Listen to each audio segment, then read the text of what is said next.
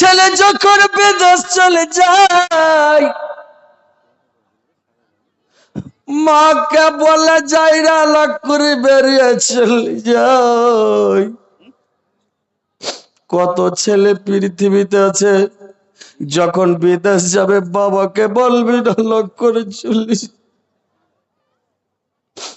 বাবা কত কাঁদে, কত কষ্ট করে দুঃখ করে ছেলেকে মানুষ করলো।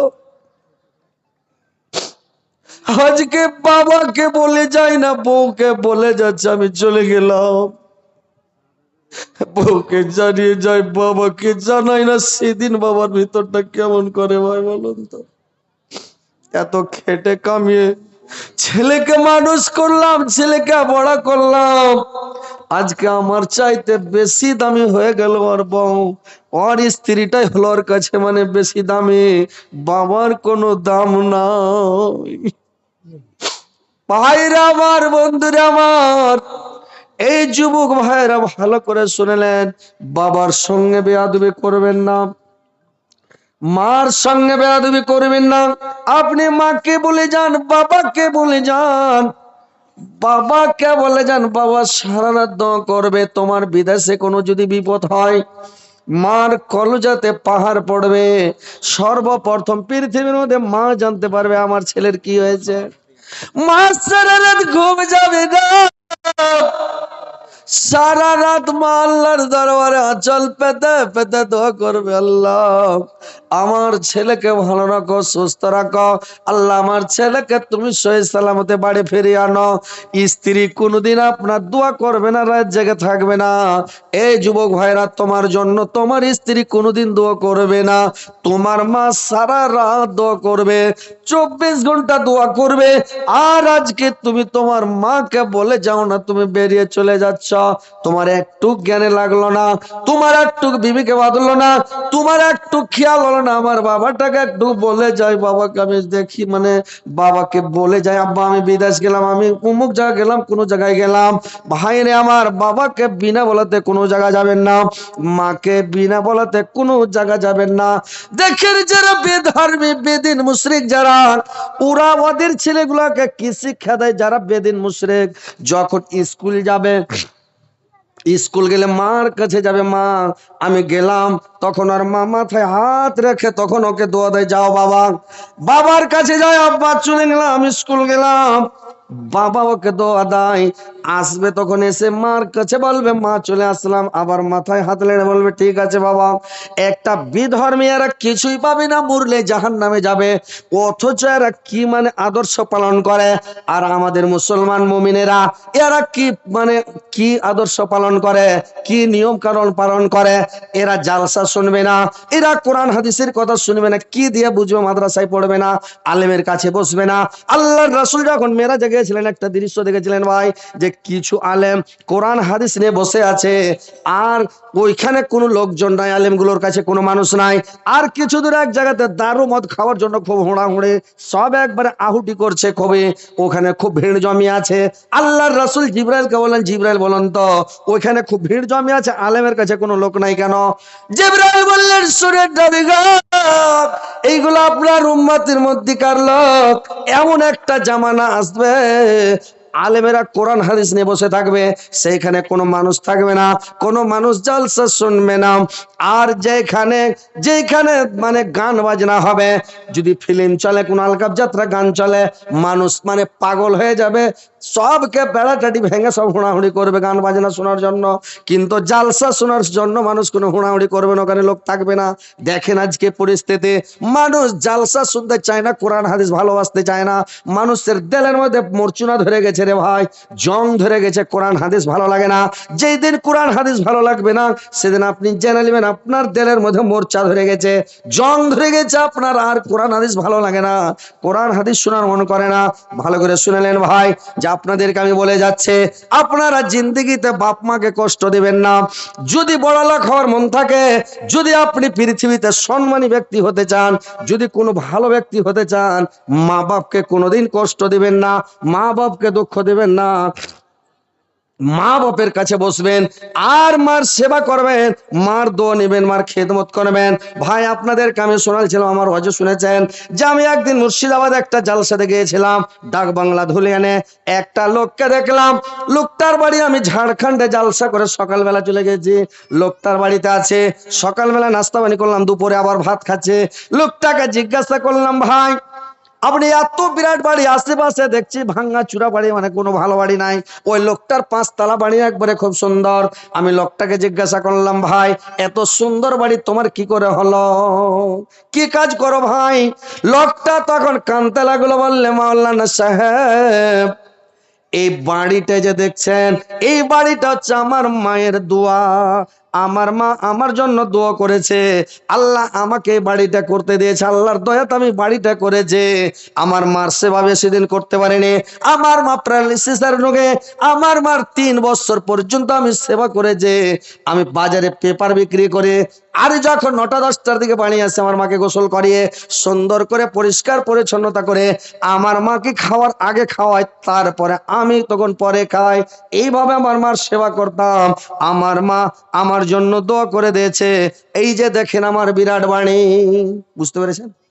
যদি সম্মান নিতে চাহেন, যদি মানে ভালো পদে উঠতে চাহেন, সুখ শান্তি ভোগ করতে চান, দুনিয়া তো সুখ শান্তি, মরার পরে সুখ শান্তি যদি পেতে চান, মার কাছে বসেন, বাবার কাছে বসেন।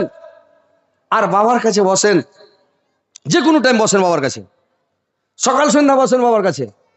বাবার কাছে যা বসবেন, বাবার কাছে যাবেন, মার কাছে বসবেন, আর ভালো ভালো কথা বলবেন, ভালো ভালো কথা বলবেন, মা বাপকে ভালো মন্দ খিলাবেন। বাপকে ছেড়ে কোনোদিন খাবেন না ভাই, বাবাকে সাথে করে খান, বাবাকে সাথে করে খাবেন। বইয়ের কথা বাদ দিন, আপনি, আপনার বউ আপনার বাবাকে মাছ ভালো পিসতে দিবে কিনা কোনো ঠিক নাই। আপনার বাবাকে আপনার বউ ভালো মাংসের পিসগুলো দিবে না, ওই লেথড়া হাড্ডি থেফড়া রগ চিকনা ওইগুলো দিবে, কোনো গ্যারেন্টি নাই। কি যে দিবে না দিবে আল্লাহ জানে। আপনার বাবা আপনি সাথে করে নিয়ে বসেন, ভালো ভালো মাংসগুলো বাবাকে তুলে দেন, ভালো ভালো মাংস মাকে তুলে দেন, আর মাকে ভালো ভালো কিছু জিনিস বাজার থেকে কিনে আনেন, আর কিনাই না মাকে খেতে দেন। আর মার কাছে বসেন, দোয়াটা চাহেন। কত লোক আছে মাকে খেতে দিবে না, বুঝতে পেরেছেন?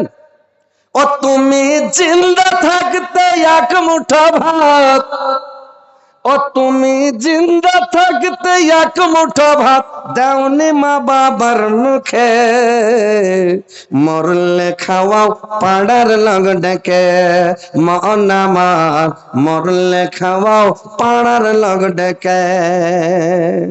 ও তুমি জিন্দা থাকতে এক মুঠো ভাত দাওনি মা বাবার মুখে, মরলে খাওয়াও পাড়ার লগ ডেকে।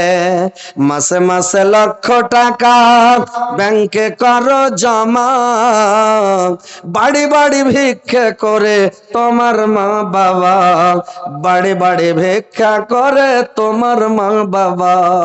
ও তোমার বইয়ের হাতে সোনার বালক, ও তোমার বইয়ের হাতে সোনার বালক, দিন কাটে তার কত সুখে, মরলে খাওয়াও পাড়ার লং ডেকে, মন আমার মরলে খাওয়াও পাড়ার লং ডেকে। ভাইরে আমার, বাপকে জীবনে খিলাই না ভালো মন্দ, আর বাপ যখন বিছানাতে পড়ে গেছে, ওর ইঞ্জিল ডাইরেক্ট হয়ে গেছে, ডাক্তারে বলছে খাইও না, খায়া হজম করতে পারে না, খালি পড় পড় করে বাড়িয়ে চলে যাচ্ছে, তখন যা কইছে আব্বা খাইবে, উতন খাইতে পারবে? ভালো থাকলো তখন খিলাইলে না, এখন তো মরছে ও, ডাক্তার রেজাল্ট দিয়ে দিয়েছে আইজ নি কাল মরে যাবে, মানে 1-2 দিনের মধ্যে শেষ, আর টাইম নেই। তখন কইছে আব্বাজি কিছু খাইবে? না বেটা কিছু খাওয়া না। তার মানে কি? খুব খেয়েছি বেটা, খুবই খিলাইছি, মানে তোর কাছে খুবই খেয়েছি, তারপরে তো জিস নিতে কাছে কাছে। আর এখন বলছে এই যে খাইবে, ওই সময় খেয়ে কি করবে ও? মরার কালে শরবত দিতে যাবে, ও শরবত খেয়ে কি করবে? জিন্দগিতে তুমি একটা ফল এনে দিলে না, একটা বেদানা দিলে না, ডালিম দিলে না, একটা পাউরুটি দিলে না, দুটো মিষ্টি দিলে না, কিছুই দিলে না, আর মরার কালে কইছে আব্বাজি খেবে? কয়েন এই সব লোকের অবস্থা কি হবে? লোক যে এই যে যেগুলা লোক পাছা ছেঁচড়ে বেড়েছে, কুলাই না, চালে খেড় নাই, খাইতে জুটে না, এদিক টানছে ওইদিক উদাম, ওদিক টানছে ওইদিক উদাম, মানে কত রকম দুঃখ কষ্ট করছে, মা বাপকে জ্বালালছে, কষ্ট দিয়েছে, ওই লেগে ওরকম ওর অবস্থা, বুঝতে পারছেন? মা বাপের কাছে বসেন, মাকে বলেন মা আমার জন্য একটু দোয়া করে দাও, মা বাবাকে বলেন আব্বা একটু দোয়া করে দেন তো। দোয়া যদি করে দেয় কাম হয়ে গেল ভাই। আজকে হযরত আলী এখন ইউটিউব ফেসবুকে কাকে দেখছেন বেশি? দেখছেন খালি হযরত আলীকে দেখতে মোবাইলের মধ্যে। যত বক্তা যাই করুক, কতকে গাল দিছে, কতকে বদনাম করছে, কতকে পাছে লাগছে, নাকি পাছে লাগছে খালি ভাইরাল, যে কারোর পাছার সঙ্গে যদি ভাইরাল হয়ে যায়। কত গালা লোক আছে পাছার সঙ্গে ভাইরাল হতে চাইছে, বুঝতে পেরেছেন? কিন্তু আল্লাহ যাকে করবে সেই হবে, না অন্য লোক হবে। তো আমার মার কাছে আমি যেতাম, বাবার কাছে যেতাম, আমার বাবার ছোট ছেলে আমি, বুঝতে পেরেছেন? খুবই প্রিয় আমার বাবার, মনে হচ্ছে আমি বন্ধু, মানে এরকম সম্পর্ক বাপ বেটাতে আমাদের। গ্রামের লোক বলতো ব্যাপারটা কিরে, আমরা সব সময় বাবার কাছে শুয়ে থাকবো, বাবার পাশে। কিষানগঞ্জ হসপিটালে বাবাকে নিয়ে গেছি, একটা ছোট বেড, পেশেন্টের বেড কত বড়। আমি বড় দাড়ি টাড়ি ছেড়ে দিয়েছি, বাচ্চার বাবা হয়ে গেছে, আমার ছেলে পিলা হয়ে গেছে, দু বাবাটা একটা বেটা, আমি বাবাকে ধরেছি, বাবা আমাকে ধরে শুয়ে আছি। তো নাসিনী গুলো যে আছে ওরা দেখে বলছে, এই দেখবি তা তুই, আরো দু তিনটা নাসিনী গুলোকে ডাকছে, বলছে দেখবি তাই কি? বললে এই যে দেখ, এরা বাপ বেটাকে দেখ, এদের কত ময়া মহব্বত, এরা কত বাবাকে ভালোবাসে আর বাবা ছেলেকে ভালোবাসে, যে দেখ। আমরা ঘুম যায়নি, চোখটা বন্ধ করে আছি, চেতন হয়ে আছি, কিন্তু ওরা দেখাচ্ছে, দেখ দেখ দেখ, ওরা চন্দিয়ে গেছে, এত ভালোবাসা বাবার মধ্যে। তো বাবার কাছে বসেন, বাবার কাছে থাকেন। আমার বাবার কাছে আমি রাত্রিবেলা যেতাম, এসারে নামাজ পড়ে এসে না হলে 1 ঘন্টা ঘুমাই, ফজরের নামাজ পড়ে এসে দুবারটা ল্যাপের মধ্যে পা ভরে দিলাম, বসে আছি, গল্প করছি, দোয়া দুরুদ তাসবিহ জিকির করছি। কোন সময় দুবারটা ঠান্ডা লাগছে, বাবা শুয়ে যাও, শুয়ে গেলাম, দুবারটা শুয়ে আছি। তো এইভাবে থাকি। বলি আমার বাবাকে, মাকে বলি, মা একটু দোয়া করে দাও আমার জন্য।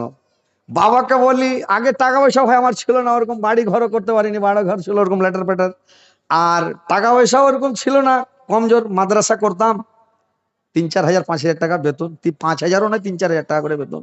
আগে কি করব, সংসার নিয়েও মানে বড় ফ্যামিলি, বড় সংসার, ছেলে পেলে আমার 1.25 ঘন্টা, মানে 7টা বাচ্চা আমার।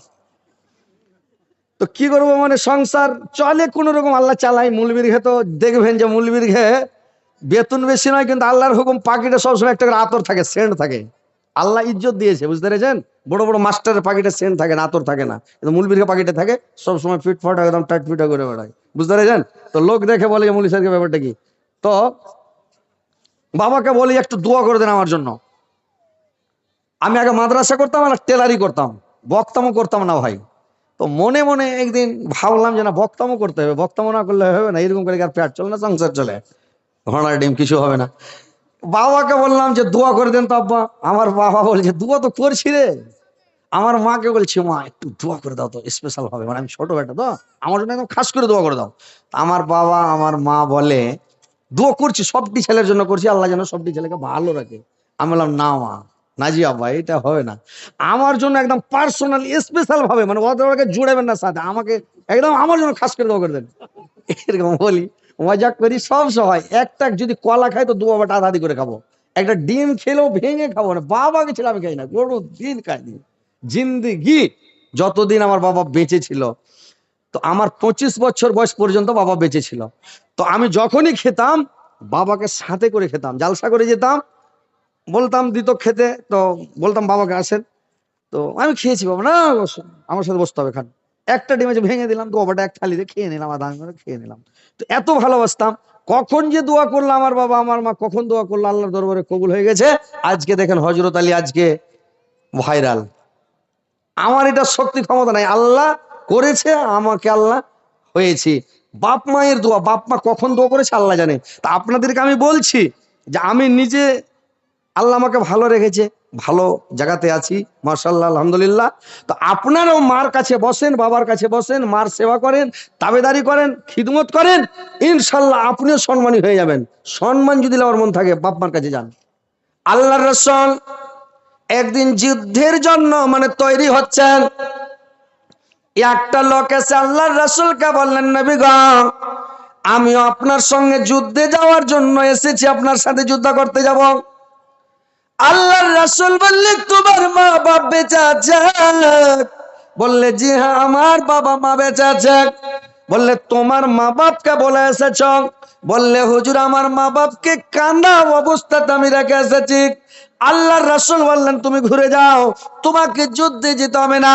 যেমন তোমার মা বাপকে তুমি কান্দিয়ে এসেছ, তেমন তোমার মা বাপকে তুমি গিয়ে হাসাও। তোমার মা বাপকে সন্তুষ্ট করো, তোমাকে যুদ্ধে যেতে হবে না। তোমার যুদ্ধ তোমার মার কাছে আছে, বাবার পায়ের তলে আছে। বাপ মার পায়ের তলে জান্নাত রে ভাই। হজ করতে যায় লাভ নাই, যদি রহমতের দৃষ্টিতে বাবার দিকে একবার দেখেন একটা কবুল হজের নেকি পেয়ে যাবেন। তো বাপ মাকে ভালোভাবে দেখেন, বাবার সেবা করেন, মার সেবা করেন, বাবা মার খিদমত করেন, মইরা গেলে আর খুঁজে পাবেন না। সারা দুনিয়া খুঁজেন, বাপ মরে গেলে পাবেন, মা মরে গেলে মা পাবেন। আহা, দুনিয়াটা যদি ঘুরে বেড়ান, মার মতন জিনিস পৃথিবীতে কোথাও পাবেন না ভাই। আহা, মায়ের মতন মিঠা দরদি এই দুনিয়ায় নাই। মায়ের মতন মিঠা দরদি এই দুনিয়ায় নাই। চিনি মিঠা গুড় মিঠা, চিনি মিঠা গুড় মিঠা আর মিঠা সন্দেশ হাই। মায়ের মতন মিঠা দরদি এই দুনিয়ায় নাই। মায়ের মতন মিঠা দরদি এই দুনিয়ায় নাই। চিনি মিঠা গুড় মিঠা আর মিঠা সন্দেশ হাই। মায়ের মতন মিঠা দরদি এই দুনিয়ায় নাই। আমি দেশ ঘুরিলাম বিদেশ ঘুরিলাম, আমি দেশ ঘুরিলাম বিদেশ ঘুরিলাম, তবুও খুঁজে পেলাম না মায়ের মতন মিঠা দরদি এই দুনিয়ায় নাই। মায়ের মতন মিঠা দরদি এই দুনিয়ায় নাই। স্ত্রী দেখে বেগের দিক, আমার জন্য কি বালাই। মা দেখে মুখের দিক, আমার ছেলে কি বা কয়। বিদেশ থেকে যখন বাড়ি আসবেন ভাই, স্ত্রীটা আপনার খালি ব্যাগের দিকে দেখবে কি কিনে নিয়ে এসছে। আমার জন্য শাড়ি টাড়ি কিনেছে কিনা, আমার জন্য খাবার জিনিস ভালো করে কিনেছে কি কিনে নাই, আমার জন্য কিছু লুকিয়ে এনেছে কি আনে নাই, খালি দেখবে মুখের দিক কোনো দিন দেখবে না। ভাইরে আমার স্ত্রীটা এমন জিনিস, স্ত্রী খাবলি ব্যাগের দিকে তাকাবে রে ভাই। 1000 টাকার লোকের এক কুইন্টাল ভুট্টা। আসসালামু আলাইকুম।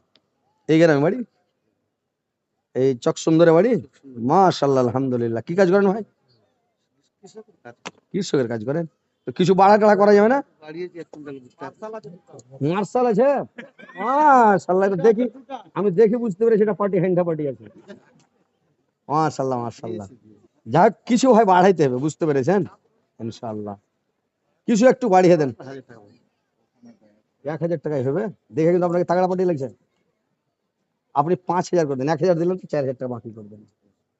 নারে তাকবীর, আল্লাহু আকবার বলেন, জোরে বলেন আল্লাহু আকবার। নারে তাকবীর। কি নাম ভাই আপনার? মতিউর রহমান। সুবহানাল্লাহ, কত সুন্দর নাম। 1 কুইন্টাল ভুট্টা আর 4000 টাকা লেখেন না, 1 কুইন্টাল ভুট্টা লেখেন 4000 টাকা, মানে 1000 দিয়ে দিল, 1000 ও 4000 বাকি লেখেন।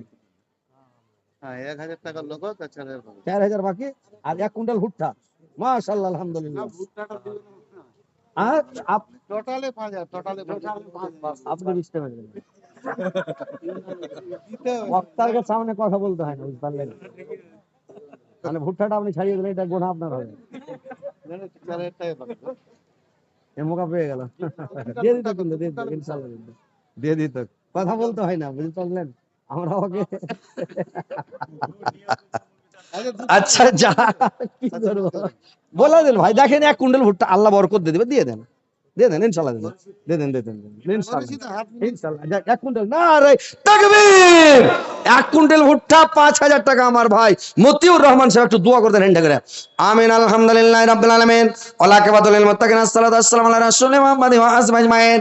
আল্লাহ আমার মতিউর রহমান ভাই, আল্লাহ কত ভালো, কত নরম দিলের মানুষ, কত তার মানে চরিত্র ভালো, ব্যবহার ভালো, অন্তর নরম, আল্লাহ তার মনটাও নরম। আল্লাহ পিতা মাতার উপরে কত মায়া মমতা।